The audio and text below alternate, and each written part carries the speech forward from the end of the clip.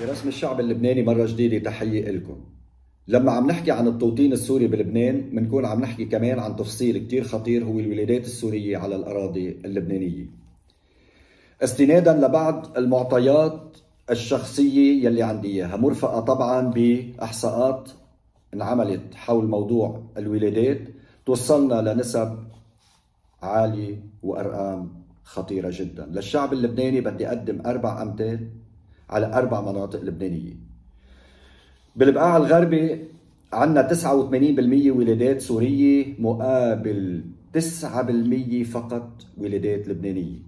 بالشوف 80% ولادات سورية مقابل 18% ولادات لبنانية. بصيدا 60% ولادات سورية بقابلها 30% ولادات لبنانية.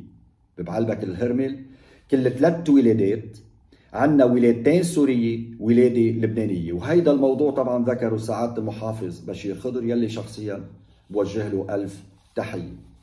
لل 2027 يا شعب لبنان قد ايه ممكن تصير هالنسب؟ وبدي اقول لك شغله فكر فيها معي ولو سمحت جاوبني.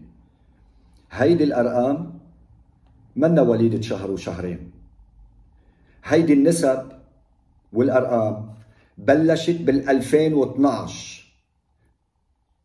بلشت بال 2012 توصلت على ال 2024 صارت بهالارقام العاليه الخطيره. جاوبني. من ال 2012 مبلشه وصلت لعنا على 2024 بهالنسب الخطيره. كله رح يكون برسمك انت، برسم ضميرك الوطني. طيب قلنا لبنان الله معك.